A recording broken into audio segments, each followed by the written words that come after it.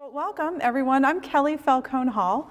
I'm President and CEO of Western Reserve Historical Society, and it's delightful to have all of you here with us for this symposium. I understand it's going very well. And again, thank you for coming, and thank you so much to Sean Martin. Where is Sean? Uh-oh, am I starting without Sean? That's not good. Thank you, Dr. Martin, and John Grabowski for putting this all together. And I promised that I would make the briefest of introductions this afternoon for individuals who need none, but I will anyway. I'm very honored to welcome Bob Gries and Dr. John Grabowski. And Bob is going to be speaking about his book. And again, I'm joining you late in the symposium, so I'm not sure that everyone has seen the book that I'm referring to. Yes? And if you have it, they're on the table. So the said book is called 5 Generations, 175 Years of Love for Cleveland by Bob Gries. And as he states in the introduction to the book, he and his wife Sally are the 5th generation of family here, beginning in the 1830s. So this is 37 years before the founding of the Western Reserve Historical Society, just to put this in perspective for us at the Historical Society in 1867, 35 years before the end of the Civil War, and then for me, it struck me almost a century before my own grandfather, Mario Falcone, came here from Sgrugula Marsicala in Italy. So 175 years of being in this great, great city. I will say that I'm probably most familiar with the story of the individual that Bob refers to as his hero, Simpson Thorman, and the experiences of the first Jewish immigrants who came to Cleveland in the 1830s from Unsleben, Bavaria. Because of many years that I spent working at Hale Farm and Village, we've got a site down in Akron, Summit County area where we talk about 19th century life in the Western Reserve. And I was mentioning to Dr. Wertheim earlier that I was really thrilled to have the opportunity to weave stories of the region's Jewish history into the narrative at Hale Farm and Village, because it was really something very unexpected to guests who came there who were thinking that they were going to learn about architecture and milking cows. And so it was thrilling for me there. And one of the things I really love in the book is that Bob describes what could have been a farewell meal that Simpson enjoyed as he prepared to make his journey to the New World. So we are really fortunate to have Bob and Sally as part of the WRHS family. We've all had the opportunity to hear Bob speak publicly and passionately about his love for Cleveland, never fickle and or unwavering. He's seen many of Cleveland's ups and downs, and when Cleveland was down, as Bob will tell you, he was there. And many people now describe Cleveland as in the midst of a renaissance, and we are still fortunate that Bob is here. He stuck with it all the way. So even when Cleveland wasn't cool. Bob and Sally's contributions to the city are really unparalleled, and it's my pleasure to have the honor to introduce you to Bob Gries, the author of 5 Generations, 175 Years of Love for Cleveland, and also Dr. John Grabowski, who will be participating in this conversation with Bob. And John, you all know by now, he's the Vice President of Research and Publications and the Krieger Mueller Historian and Associate Professor of Applied History at Case Western Reserve University. Thank you, Bob and John. We'll have a friendly conversation, Yeah. not an interrogative conversation. And you know, Kelly mentioned Bob Gries, and Bob and I were talking about things which will figure into this conversation. You could stop over and see our Cleveland Browns exhibit when Brownstown was Titletown, and somewhere in that exhibit you will find the name Gries, and you'll also find football in this book. Or you could walk out of our staff parking lot and go across the street on Magnolia, and you'll see the Gries Center at Hawkins School. So the Gries name is in many, many places in Cleveland, Ohio, and now it's on a book. And I guess the first question is why did you write the book, Bob? What impelled you to write this book? Well, first of all, I should feel very intimidated in this collection of scholars here, because I'm just an amateur. I've never written anything before, I mean, of this nature. But why did I write it? Number one, I wanted my children and my grandchildren, and there are quite a number of them, in Cleveland. The sixth generation has 8 members, and the 7th generation has 9 members. I hope some of them will settle here, but you never know with the grandchildren. So I wrote it because I want them to know the history of their family. But I also wrote it for another reason. I think there's a unique story in the fact of 5 generations. Now, does that mean there's nobody else with 5 generations? There are lots of families with 5 generations, but not 5 generations where each one lived their entire lives here, and not only lived here their whole lives, but did something major for Cleveland. And as I researched it, I found that each one of the 5 generations played a major part in the building of Cleveland. It's an interesting fact that I don't know how many people here know this, certainly the ones who are not from Cleveland, probably don't know of the Gilded Age of Cleveland, when Euclid Avenue was the wealthiest street in the world. In the world.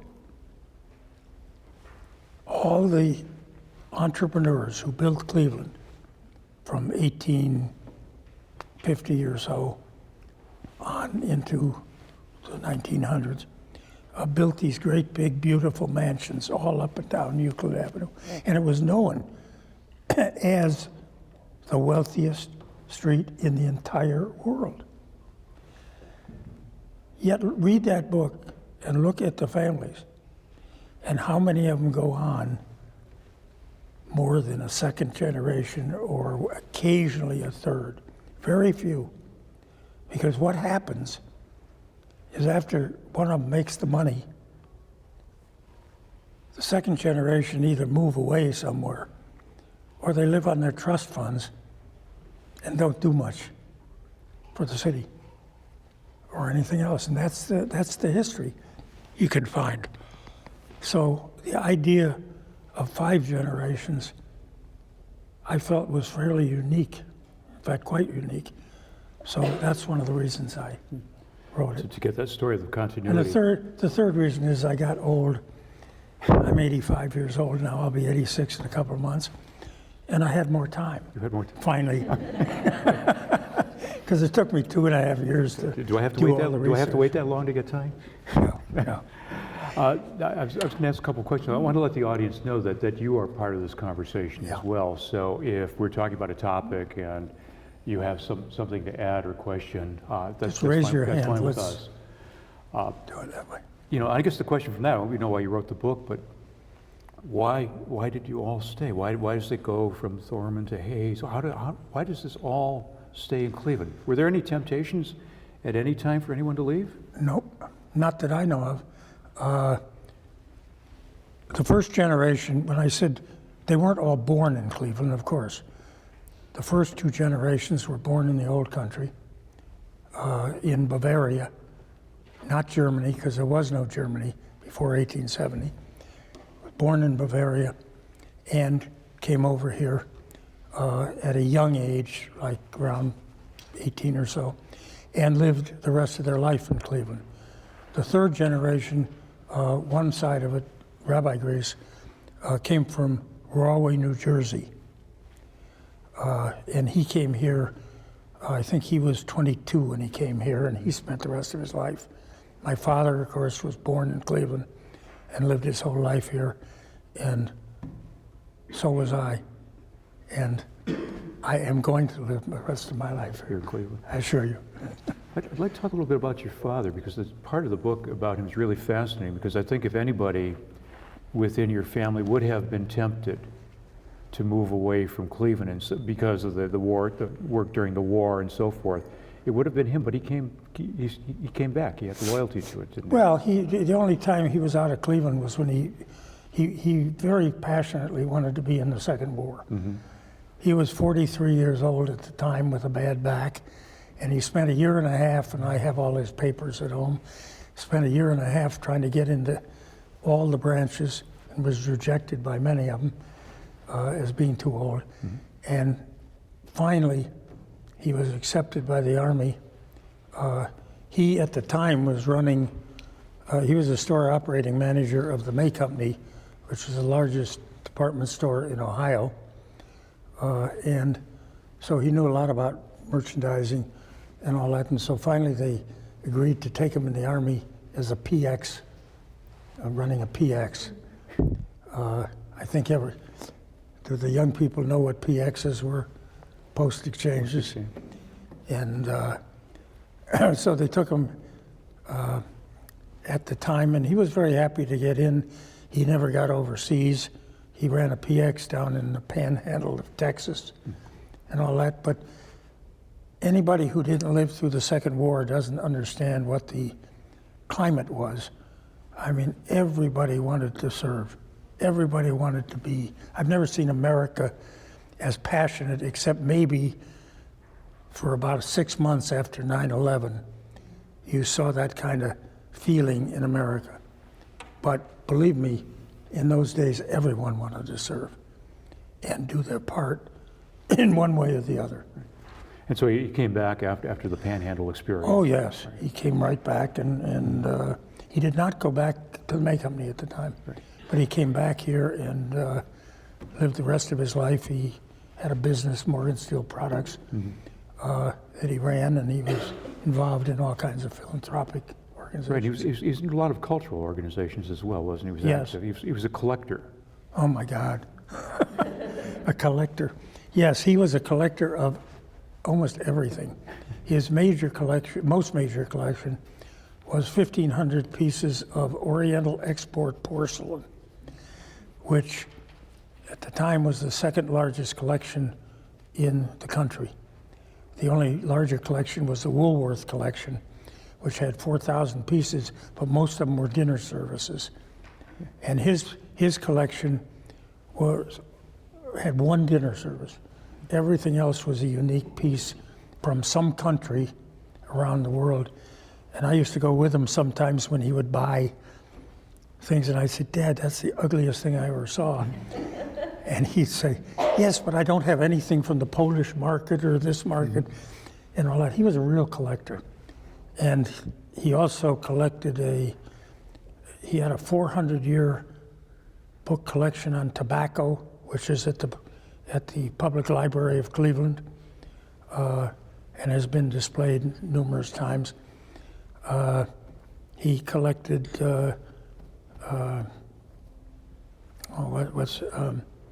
he collected Paul Storer silver, which is English silver. He had numerous collections, and I mentioned in the book he even had a collection which in those days you would have called pornographic. Today, frankly, might be grade B in a movie, Okay. but it was considered pornographic in those days. He gave it to the Cleveland Public Library, and they don't know what happened to it. They say it's down there somewhere, but they can't find it really. But my mother, who was a wonderful lady of the time, insisted he keep it locked in the attic, and I didn't find the key till I was 14 years old. Now, he was affiliated with various cultural organizations in Cleveland. Oh, yes. Is that where your connection comes to? Is he sort of the example for you? Well, as an example, absolutely, because in those days when you got out of college, you didn't go find your apartment somewhere unless you were getting married or something. You lived at home. And I lived at home for 4 years after I graduated.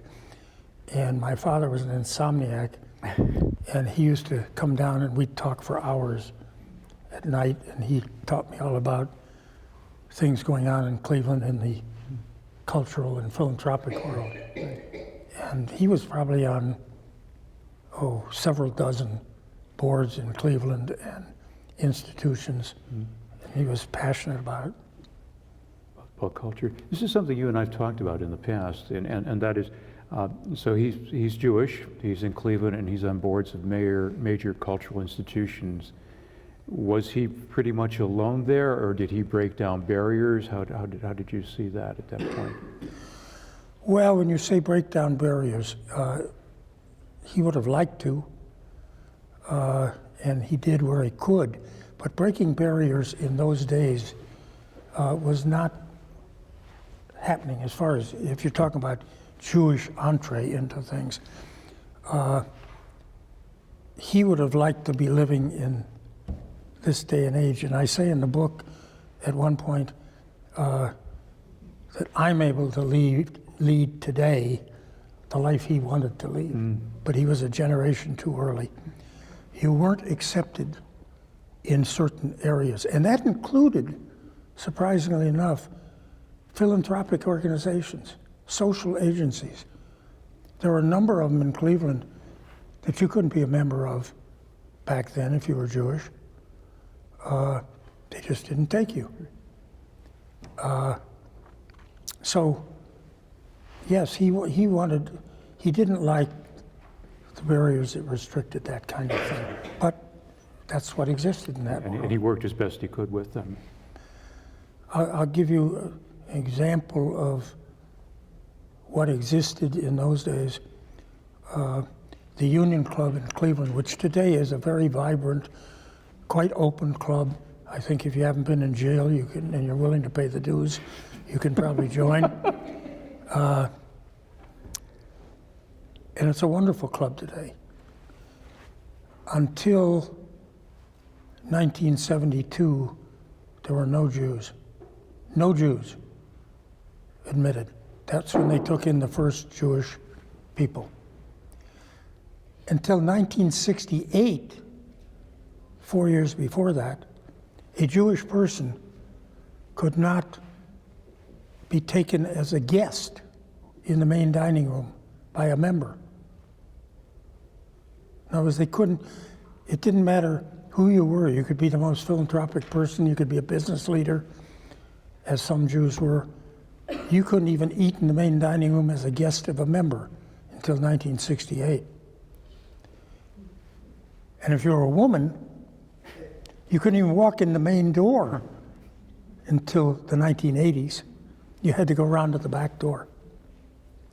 Now, those were the kind of things you lived with in those days. And slowly, they got broken down and changed. And there's been tremendous cultural change in my lifetime.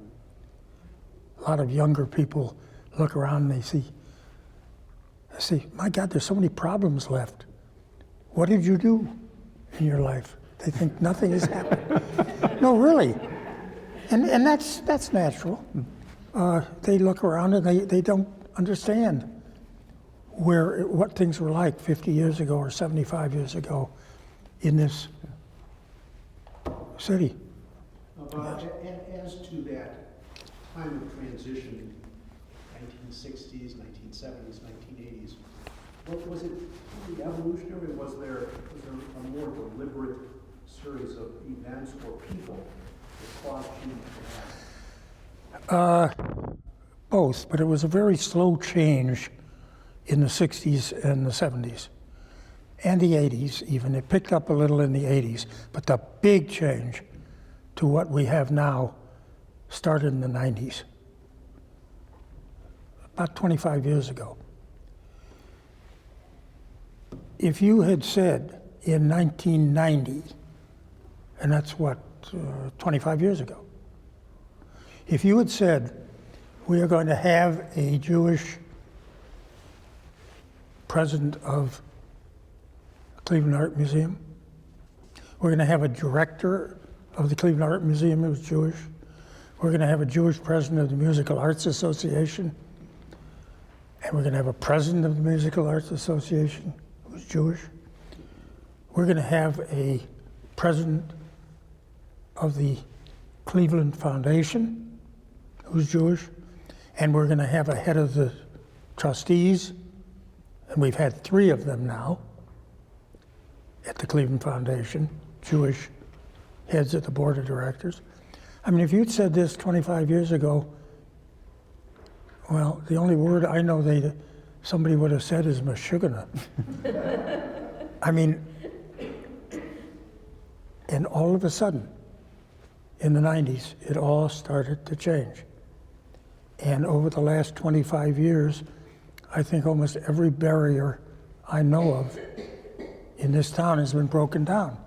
And today, you can be part of anything you want. If you want to give your time and your efforts and your resources, the field is wide open. And it's the world I know I have fought all my life to see happen. It's the world my father really wanted to live in, but he died 50 years ago. So we missed it. 49 years ago, actually. Well, I guess the question always comes up, we've talked about this a bit, is why? Why did this suddenly open up, or seem suddenly to open up? Well, it didn't suddenly. As I say, it started, I would say, in a little bit in the 60s, and a little bit more in the 70s, wider in the 80s, and then broke loose in the 90s. You know, a generational change. People came around that were different. Were there certain people that made things happen? Well, yeah, there was a lawyer, non-Jewish lawyer, a lawyer named Alan Holmes. And Alan was the first person who took a Jewish member into the Union Club as his guest for lunch. And Alan was prominent enough at that time to get away with it. He was also one of a group of men. I can tell you this story because this isn't in the book. I told you women could not go in the front door of the Union Club. And then all of a sudden, a woman, the first of 3 I might add, was elected head of the Federal Reserve Bank of Cleveland. And she's walking down 12th Street to the Union Club for lunch with a few esteemed gentlemen. And they get to the main door and they start up, and she says, "Oh, I can't go up there, I have to go around the back." Well, they were so embarrassed. Someone, I guess, didn't realize that even. And they were so embarrassed that rule changed quickly. Today, not only are women members of the Union Club, but we've had 2 female presidents of the Union Club. Well, that's a big change, in time. And why did it happen? Certain people helped drive it, but also there's been a generational change in thinking. Speaking of generations, I want to go back to Kaufman Hayes, who I find one of the most interesting members of your family. He comes out of Germany, what became Germany, penniless, and by the Gilded Age, which you referenced, he's one of the movers and shakers in Cleveland. How does that happen? Because that seems antithetical to what goes on in between. Well, Kaufman Hayes, he didn't come over here penniless. Okay. He had 50 cents. And that's true. Corrected. And there was a big thing in his later years in the Cleveland Press, I think it was, that Louis Seltzer did, of Kaufman Hayes, and it comes over and says with 50 cents in his pocket when he first came to this country. And he went to work for Simpson Thorman. And then through that he met his Simpson's daughter and married her. So he married the boss's daughter? Yes, okay. But he eventually, he was the one that helped Simpson when Simpson's business went bad later and all that. And he was a quintessential entrepreneur. He started businesses of all kinds and was very successful. He had one of those brilliant minds for figures. He could do anything in his head with mathematics. And he then ended up starting banks, and in those days there were loads of small banks in the town. Right. And he developed several banks and started them with other people in Cleveland. And then the most intriguing story of all, he became, I think, the wealthiest Jewish man of his time in Cleveland. And the most intriguing story about Kaufman, in the 1880s, he became a city councilman. Simpson had already been a city councilman in the 60s. And he becomes a councilman, and the treasurer of the city of Cleveland, whose name I think was Thomas Axworthy or something, all of a sudden absconds with the funds. And he gets on a boat and he goes to England. And the city is left without funds. And the mayor called in Kaufman, who was a city councilman at the time, and he says, Kaufman, will you take over and save the city from bankruptcy? Because we were really close. And this wasn't a phony bankruptcy like the Kucinich days. No, which was not a real bankruptcy. That was nonsense. This was serious because the funds were gone. And Kaufman said, okay. And he actually did save the city from bankruptcy at that time. So he was a pretty amazing guy, I think. He also had a role in Chicago after the fire, didn't he? Yes, well, there was an insurance company, and he went there. He was against their being in Chicago, frankly, with the insurance company. Mm-hmm. He didn't think it was a good place, and there was a big fire, and the insurance company was in big trouble. And he also found out the guy was stealing from the company who was running the Chicago thing. And he went there, and the guy actually pulled a gun on him. And Simpson took a big book, which was there, and put it in front of him. And they had a standoff. And the guy realized that Kaufman was a very stubborn guy, I'm told. And from all I can read about him. And when the guy saw he wasn't going to back down, he gave Simpson the books to the company, which Simpson wanted. And he went back, and the board of the insurance company wanted to reopen in Chicago, and he absolutely said no. He wouldn't do that. Wanted no part of it. Wouldn't do that. No. Did he? He's the wealthiest Jew in Cleveland. He's working. You write about he's connected to Charles Brush, Myron T. Herrick, all the movers and shakers, the Euclideans, as I would call them. What do you know if he was fully accepted at that time into the society? Well, you know, it's an interesting thing when you try to figure out what existed anti-Semitically or restrictive-wise in those days.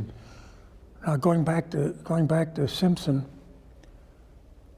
I can't imagine there was a lot of restriction because he was the only Jew here in 1937, and then he writes home and 17 people come over 2 years later from his little town in Bavaria, and they come over and join him. Well, when you only got 17 people,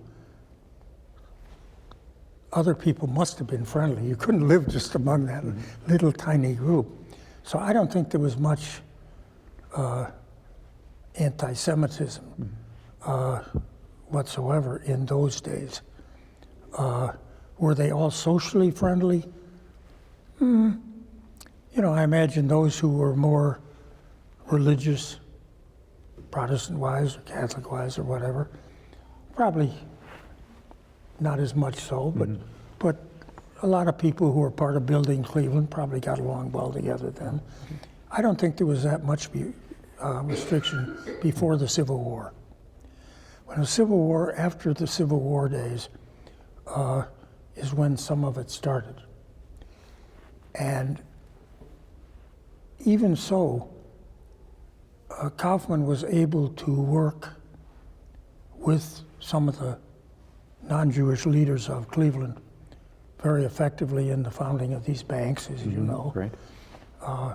Myron Herrick, who went on to be governor of Ohio, was one of his partners in the bank. So I think it was fairly modest in those days. The big restrictive period really came with the big immigration. When the big immigration came, which was 1892 until 1914, when it was cut off by the war, millions and millions of people, not all Jews by any means, but millions of Jews, that's when a lot of the segregation comes about. Restricted things started Right. And that's, to take place. yeah, and I'm going to take this further. So I want to get back to Simpson eventually, but I want to go forward. Can you tell me about Kaufman's daughters and their fortunes in terms of family and progeny? Yeah, well, Kaufman had 4 daughters who all grew up in Cleveland. And one of them, who was my grandmother, was one of the most amazing ladies and a person I really wish I had known. Of all these, you know, you always have dead ancestors who you didn't know, and yeah, you'd like to have known them, but this lady was special. Why? Well, first of all, she was very highly trained in music, and she went to Oberlin College in the 1900s.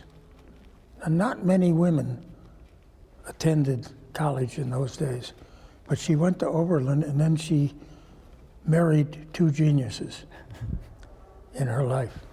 The first was Rabbi Gries. Why do I say he was a genius? Not because he was my grandfather.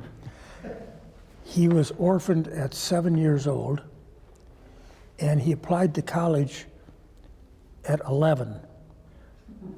He was not accepted because he was considered too young. But at 13, he was accepted. And at 13, he went through high school, college, and the rabbinate all at one time. And by 18, was ordained.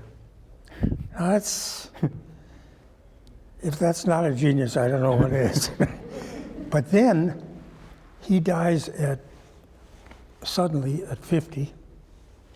She is 44 years old, and she was a beautiful woman. Her picture's in the book. And she's 44, and 7 years later, she meets and falls in love with and marries another genius, a man named Dr. Leon Waters. He was an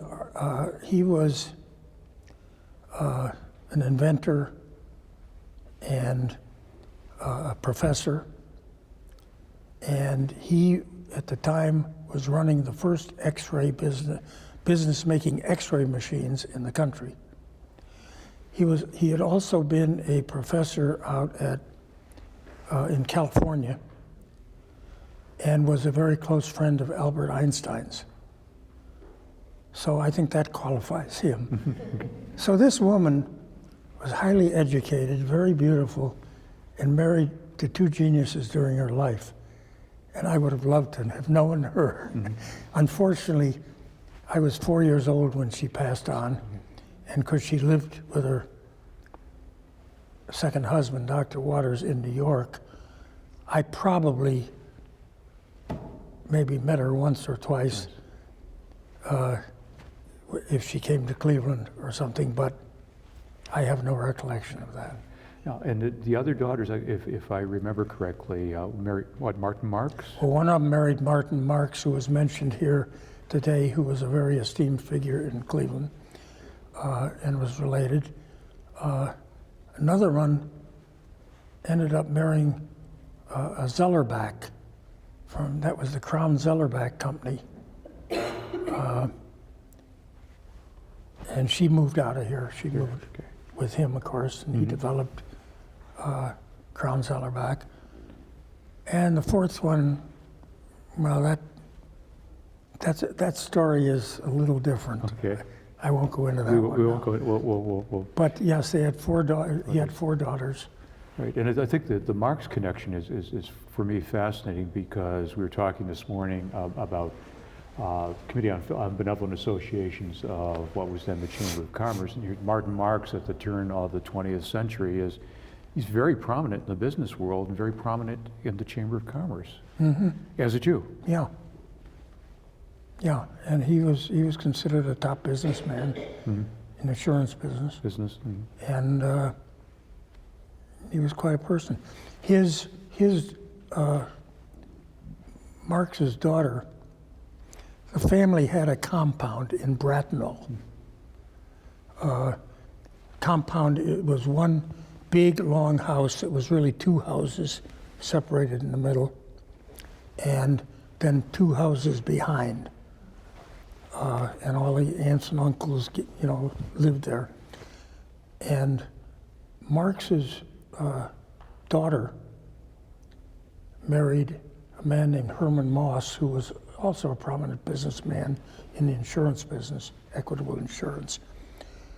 And I spent every Thanksgiving of my youth at that house. That's where the family gathered for Thanksgiving dinner. And the place looked like it hadn't been refurnished since 1905. No, seriously, it had a player piano in there. Everybody know what a player piano was in those days? That was a pretty novel thing. But and all these overstuffed couches.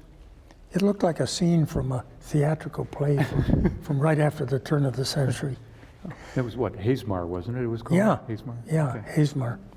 And that was a combination of Hayes and Marx. Yeah, which is why they named it. So, and it's one of the biggest compounds in Bracknell at that point, isn't it, I believe? It was a sizable one, yes, very definitely. And what became of that eventually? Well, the house is still standing, the major house. It's still out there. It's 10305 Lakeshore Boulevard. Going back for Thanksgiving, are you, or no? I don't know who owns it now. But yeah, I spent a lot of years going out there. Before I go back to Simpson, the person that, and given our conversation this morning about philanthropy and about religion, is Rabbi Moses Gries and his stewardship of Tifereth Israel. Can you comment a little bit on what changes he effected at the congregation when he was there? Because it was already in reform. Yes, but he took it to the height of what they called classical Reform Judaism in those days. He changed the services from Saturday to Sunday because he thought that integration in America would only take place effectively if Jewish people were free on Saturday to work if they had to. Okay. And mostly you had to, because almost every business in those days required you to work 6 days a week. You got Sunday off, and that was all. And there was no accommodation like there is today, where you have to accommodate a person if they have religious holidays and that kind of thing. That didn't exist in 1900 in this country, or the 1890s certainly. That's all new. And so he changed that, but also one of the major interesting changes, the temple in those days was not just a temple, it was a community center. And they had a gymnasium, and that attracted all the young kids. They loved to come to temple. And he built the largest Sunday school in the entire world, as far as we know. Over 900 kids. And if there's a bigger one, we haven't discovered it. But why? Because everybody, it was like the JCC, the community center, as part of the temple.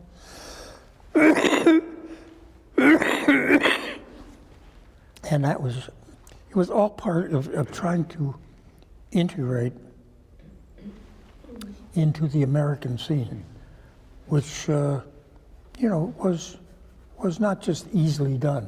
You're right. The streets were not paved with gold, and you had to go out there and you had to work hard and you had to adjust to what was going on in those days. And what he was trying to do was ease that adjustment. But as you all know, the Alsbacher document, which came over with the first Jews from Unsleben, the 17 that came over and joined Simpson in 1839, I think he wrote him a letter telling him how wonderful everything was here, and you could make $2 before breakfast and all that kind of stuff, because he was lonely. And but it worked. They responded, and 17 was a lot of people, because a town like Unsleben, I'm trying to remember how many Jews they had. I think I have it in the book. You've got it in the book, right? But it wasn't a huge town. Right. And for 17 people to leave, and when you left in those days, it was quite different. I mean, you were never going to go back again. You were never going to see the people again. It was a world apart. And you were really going to a new world that you didn't know that much about. And I've been somewhat of an adventurer my later years, as some people know.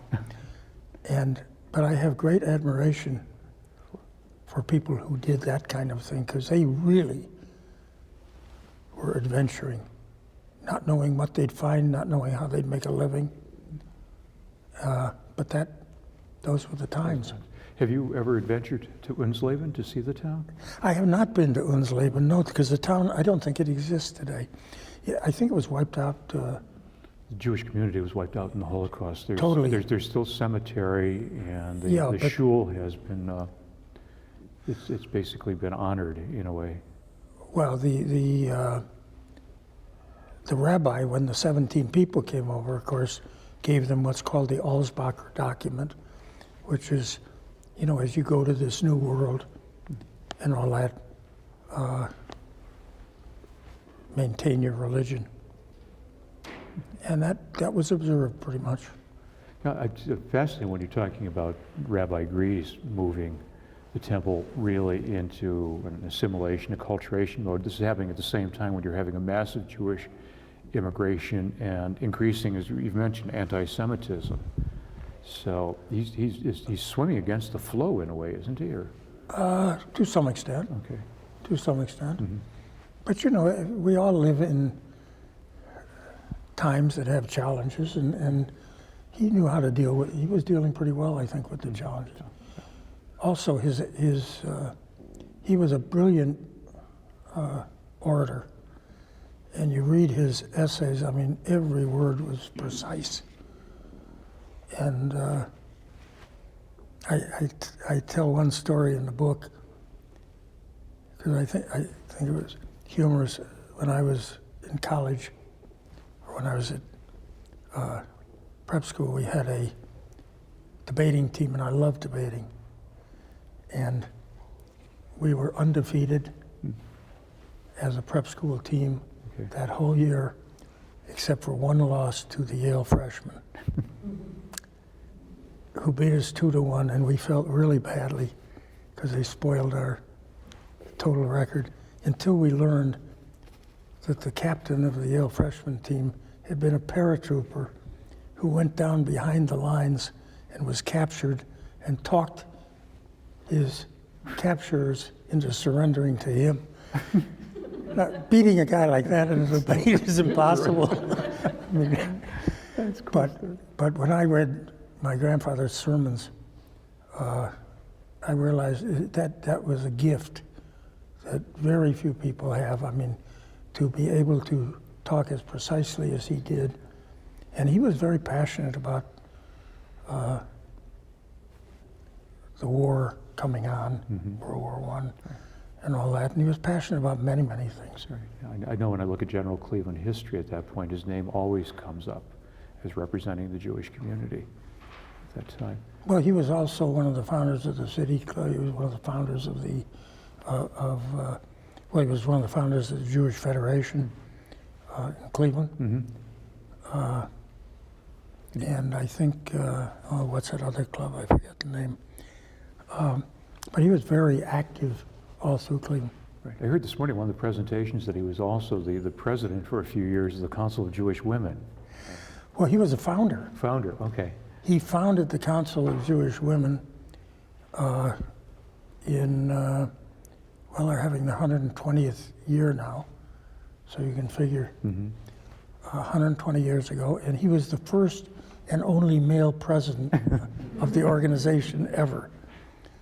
But what I'm really proud of, he was very progressive in many ways. He put female members on the board of the temple. Really? In 1914. Now, if that had been done by any other temple, I haven't found it yet. Yeah. It might. There might be one out there somewhere. Pardon? No, they couldn't vote at that point, no. No, it was 6 years before they could even vote in America. And he put female members on the board of the temple. I'd call that progressive. I do, yeah. So he was progressive in many, many ways. I was going to stay on, Yeah. your father also had a role in founding a congregation, didn't he? Yes. He was one of the founders of Suburban Temple, 1948. How did that come about? He was, Well- I guess there were, what, like 42 people who There were chose- about 40 families, 40 men, that I would say there were two things they wanted. One, they were, everything was moving somewhat, and Abba, who was selected by Rabbi Gries Oh, your to be father. his successor, and yet they had totally different backgrounds, completely different. Abba had been born in Lithuania and had a Zionist background.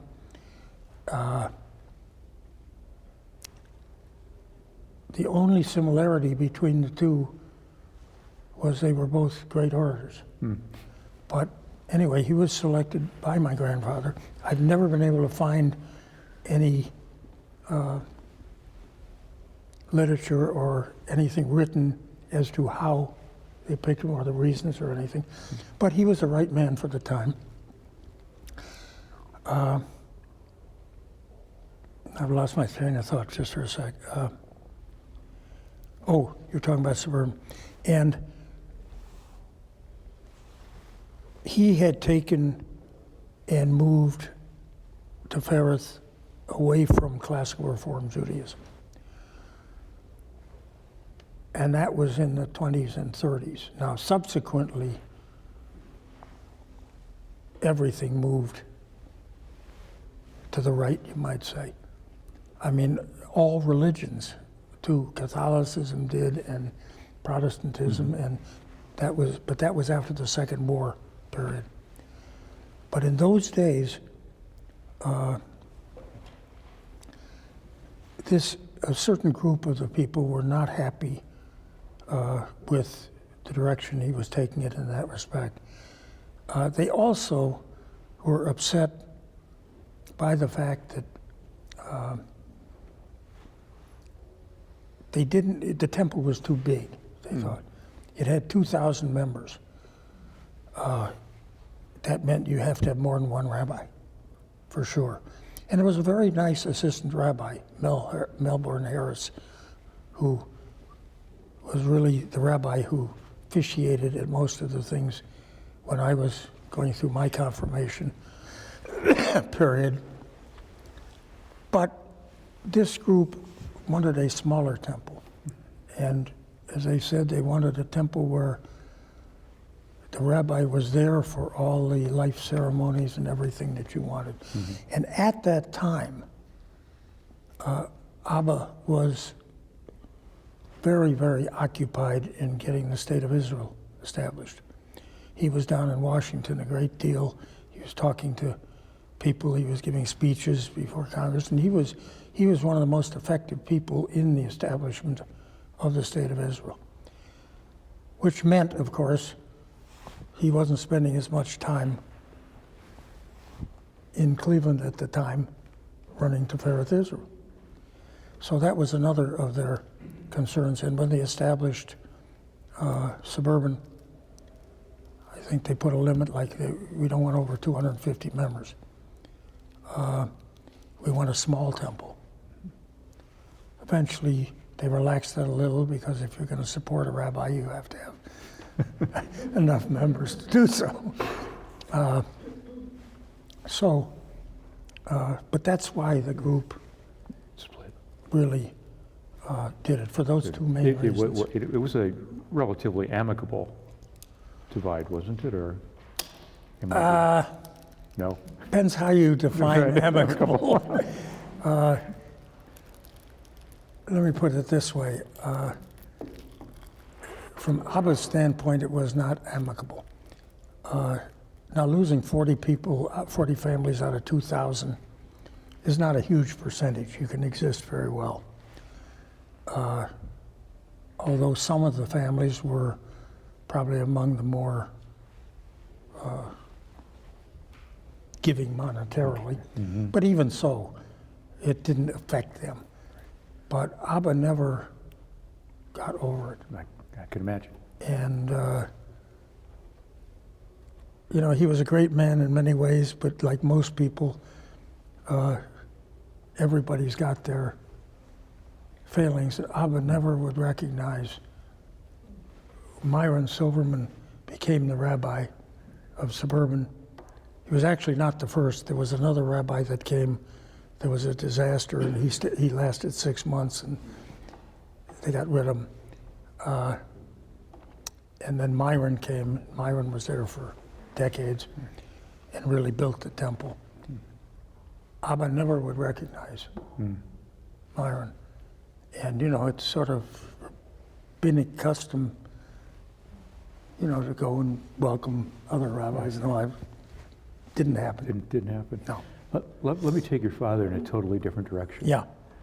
How does he fall in, my words, with the guy who runs a taxi company and publishes the racing form Oh, to create a football team? How does this happen? well, actually, my father's adventure into football started in 1936, not with the Browns in 46. That was later. In 1936, he and a group of men in Cleveland, I think he was the only Jewish man among the group, decide they want to bring football to Cleveland. Now, football, you know, in a lot of cities, it sort of existed, but it wasn't a very popular thing at the time. I mean, baseball was a sport, and football was nothing like excuse me, nothing like it is today. So this group gets together and decide to start a football team. And they start what was called the Cleveland Rams. Now, if any of you are football fans, you know that there is still a Rams team. They're now in St. Louis. That's the fourth move. Right. They went to L.A., and I think they went out of L.A. to move down a little Exactly bit. where it was. And then eventually they ended up in St. Louis. And they may come back to LA now, they're talking. It's possible, who knows. But anyway, they started that in 1936. And the games were played at League Park. They were played at Shaw Stadium, which is a high school field. And it was very rudimentary. In fact, people are surprised when I talk about pro football because the way they paid the bills in those days, my father was down at May Company, and every Monday they had a luncheon. And he hosted this luncheon, and they all showed up, and one of them would say, okay, here's what we owe to players. $50 for this one, and $100 for this one, and $25 for this one, and would add up that. And another would say, well, we got the laundry bill, and we owe so much to the laundry, and we owe so much to this. And they'd all add this all up on a napkin, and then they'd divide it by the number of the owners, and each one would take out of their pocket and chip in. That's how the bills were paid in 1936. It's hard to believe the way pro football is today. So They were not in the NFL the first year. They were in something called the AFL. The next year they joined the National Football League, and they existed in that. And the Cleveland Rams stayed in Cleveland until 1945, when they won the national championship, and then moved to California. The group that had founded the Rams sold it in, I think, 41 or two fellas named Fred Levy and Dan Reeves, who had no Cleveland connection. My father, that's the only time he was out of football. He sold it, or he didn't really care at the time because he was trying to get in the Army. Okay, that's right. And that was his main interest. He comes back from the Army, and Mickey McBride, who owned the Yellow Cab Company, was talked into starting a football team in Cleveland. Mickey was an Irishman. He was a real character. He'd been in the wire service business. And Mickey bought Zone Cab Company. And Zone Cab Company was run by a fellow named Dan Sherby, who was Jewish. And Dan says to Mickey, if we're starting a football club, he says, I got a friend who was with the old Cleveland Rams and knows something about the NFL. Maybe you should take him in. Mickey says, fine. So my dad joins the first group starting the Cleveland Browns. And that was 1946. That was also not the NFL. That was the AAFC, All-American Football Conference. And they won every year for 4 straight years and dominated the league. And then in 1950, they went out of business as a league, and 3 teams were taken into the NFL. Now, for some people are interested, why did they go out of business? And I'll tell you, it was a tax law. It was called the Louis B. Mayer Law, named after a Jew. But it was the Louis B. Mayer Law, and it was also called the Hobby Law.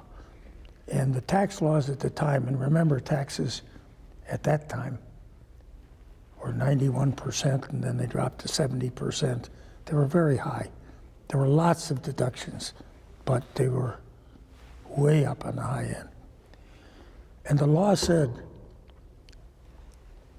if you lose money in something that is a hobby, you can deduct it against your income for 4 years. But the 5th year, you not only don't get a deduction, but all the first 4 years become taxable. Well, the owners, who were pretty wealthy people and all that, said, wait a minute, we've gone through 4 years of this, we're not going to take losses for the 5th year and all that. So the league disbanded, and it was all because of a tax law. And of course, Louis B. Mayer had racehorses and that, which is what he deducted, and that's why they passed the law to stop his deductions. But that affected football. So anyway, my dad ended up back in the football business in 1946, and we were involved from 46 for 50 years until the day they were going to move the team, and I said, I'm out of here. My father was long since deceased, and I'd been representing the family for about 30 years at that time. And when I heard they were moving, I said, I can't be part of this. And that's all explained in the book, but we ended our football interest after 50 years. Now that's why the book and your family is so fascinating, because it's from Winslow, Bavaria. out in the West, Donovan, Missouri, with Simpson Thorman and the family coming over, being part of the Gilded Age. You know, it's the history of reform, it's the history of change against reform, Judaism, and it's football and it's porcelain. What about you? Talk a bit about you and Sally. What has driven you to engage in the community, both of you, to the degree that you have? Well, I think from my standpoint, you know, I grew up in a family that was very philanthropic, very engaged in the community. I had these hours-long conversations with my dad, learned all about Cleveland and what was going on in the city as I was growing up. And it's something I felt is sort of part of my heritage. I'm only one of 4 siblings, but I feel I was the one that was designated to sort of carry on the family. And 2 of the siblings left at 18, never came back. The other one, my sister Ellen, she stayed here for part of her adult life, but then left and moved to Aspen for 20 years. And I just loved Cleveland. And that's part of the reason why I left the retail business, which I spent 12 years in, because to keep progressing in the May Company, I would have had to leave the city and go to other cities where opportunities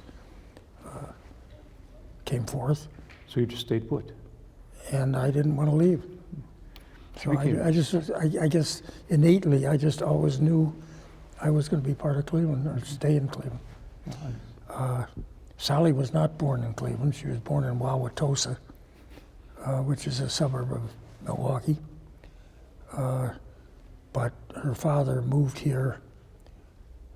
He was with Cutler Hammer Organization, and he moved here.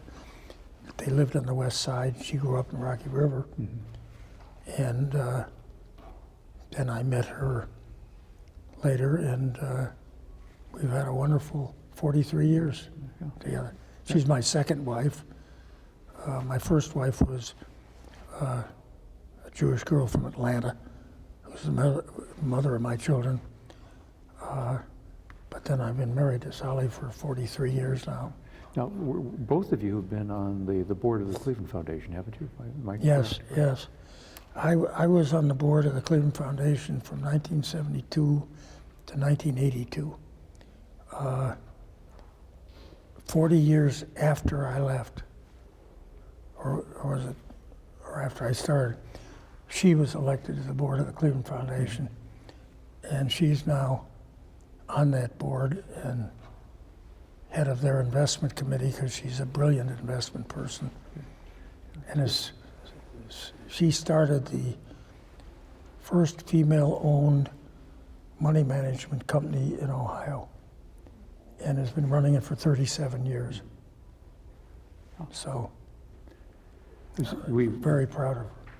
And it's sort of I think I want to open this up to questions from the audience, but I think the audience needs to know, if they don't already know, that when this institution began broadening its collecting scope and reaching out to immigrant and ethnic communities, late 60s, early 70s, we began touching base with the Jewish community, and that eventually led to our relationship with Federation, and then the question came up about how did one fund this activity, and one of the families we spoke to was the Gries family, and they, along with Ratners and others in 1976, provided what is the seed now of a $2 million endowment, Alan?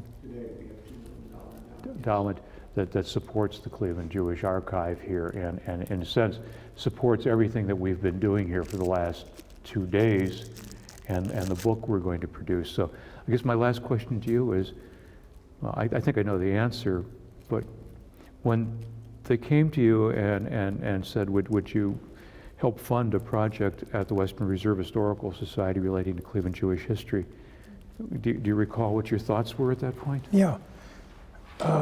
Well, actually, it was started by Judah Rubinstein, Judah was the historian for the Federation. Wonderful guy. And Judah had this idea of a Jewish archives. And he went to Howard Berger, who was a senior executive at Federation, and talked to him about the idea. And I was very close to Howard, worked with him on a number of things. And Howard came, you know, presented this to me and talked about it and said, "Do you think we could do this?" I said, "Yes, I think we could." And I went to see my friend Al Ratner.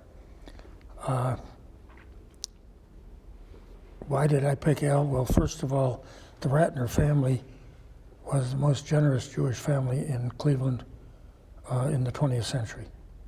And they still are generous. They're a wonderful family.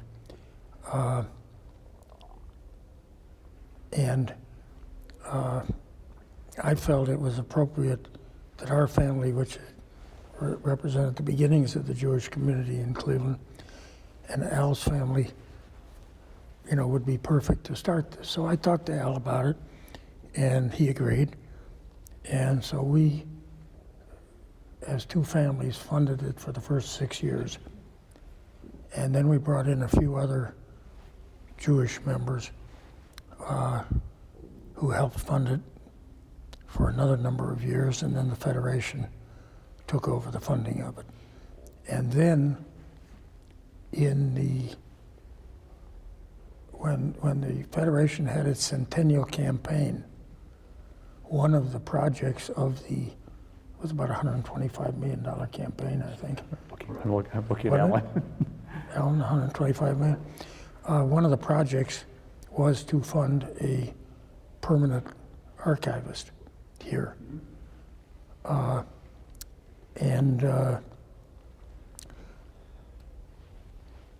and I both committed part of our gifts to that centennial campaign to the project of funding the permanent endowment. And other people also joined. Judah had actually passed away by then, and Judah left his estate, which was a number of hundreds of thousands of dollars, to the project. And there were other people interested who left money, you know, or gave money to it. So that's how it came about. 40 years after we started, we completed it. Thank you, Bob. So- In more than one way. I'm looking at Sean Martin and thinking about what we've done here for the last 2 days and what's going to come out in a book, and why Bob's family and his recollections and commitment to the community have made all of this possible. So really sincerely appreciate it.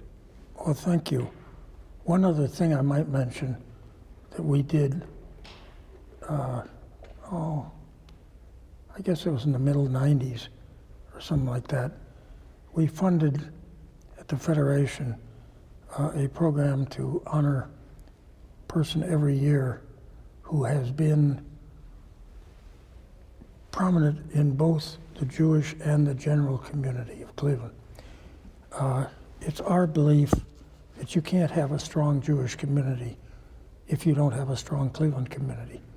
And frankly, at that time, Cleveland was not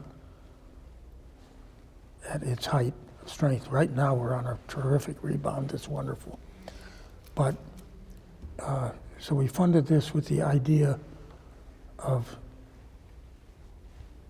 getting people to work in both communities and be a major part of both communities. And I think the people that have been selected, I mean, there's a committee, we're only a couple members of it, so we don't select the person ourselves, the committee does that. I think the people we've picked have been symbolic of the kind of people that are building both the Jewish community and the Cleveland community. And we think that's a very important part, because we can't live as a Jewish community in a weak Cleveland community. So that's something we started, and I think, is Sally here or not? She was here earlier. Sally left just a moment ago. Oh, she was one of the honorees of that. Do I have a question? Question? Yes. Yes. You know, maybe in contrast to the stability of the Jewish community here in Cleveland, we've had 500,000 people leave the area and go somewhere else. Our population is plummeting, and even though things are going well the last year or so, our population is still not gaining. How do we reverse this trend? Well, I'm glad you asked that question, because I will tell you one of the things I'm most excited about. You know, I grew up in the 30s and the 40s, and Cleveland was the 6th city of the United States.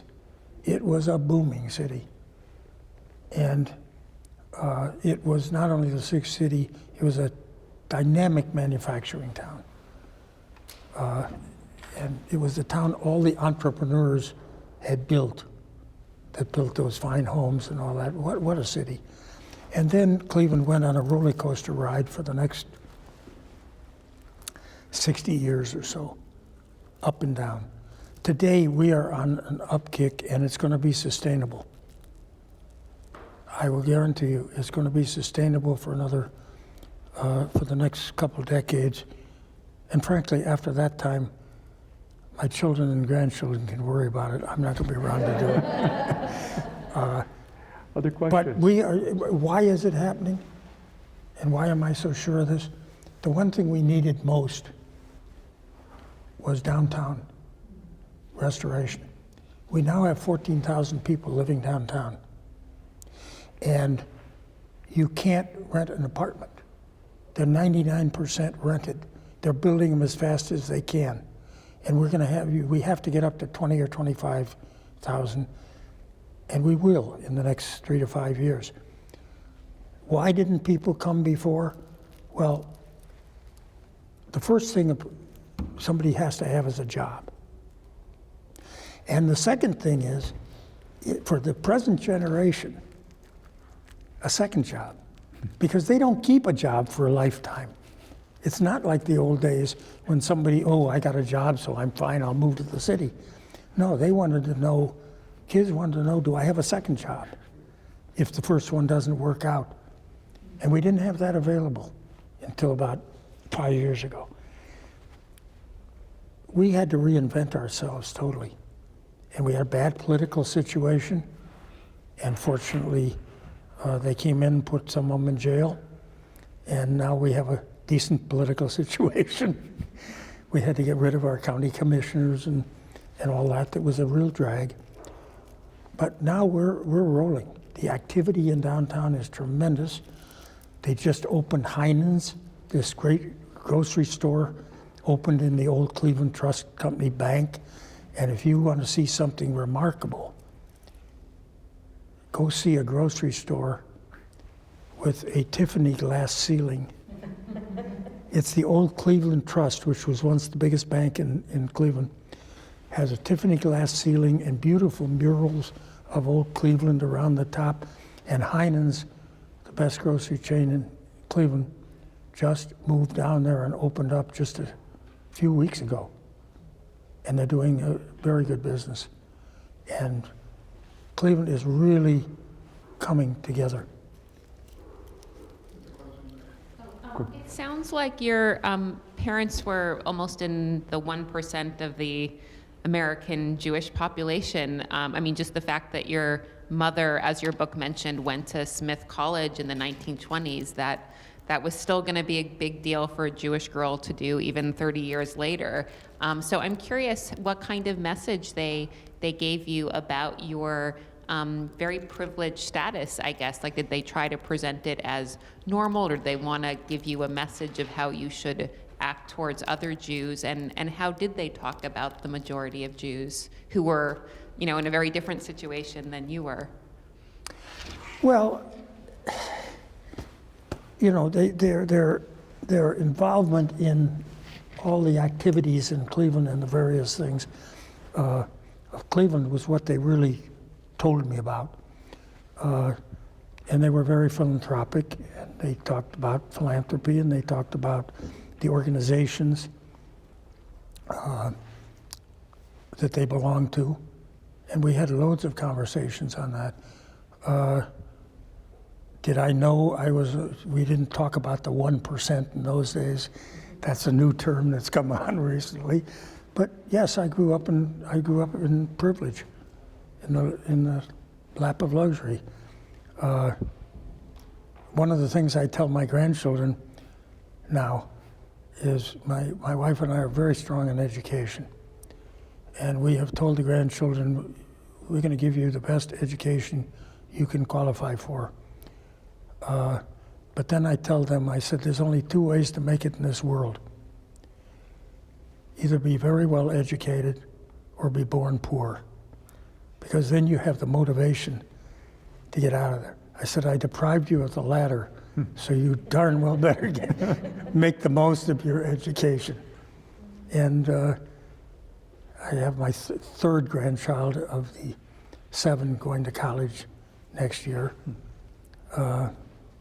And so far, I think they're all prospering. Whether any of them will ever get into Yale, Rachel, I don't know. I doubt that. That's so hard to get into. I'm not sure I could. But in my day, it was easy. Other questions, Sean? Yeah. Bob, thank you. Oh, Kelly.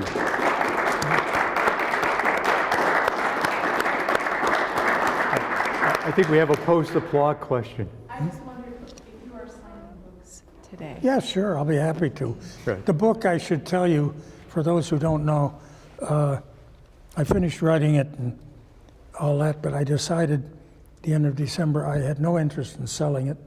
I don't want to get into that racket because that's a whole different thing. So it's at 2 institutions, both of which you've been to. One is here, and one is the Maltz Museum. And I've just given them a supply and told them, give it to anybody who wants it. And when you run out, I'll get you more. So Thanks, that's Bob. what we're doing with Thank it. you.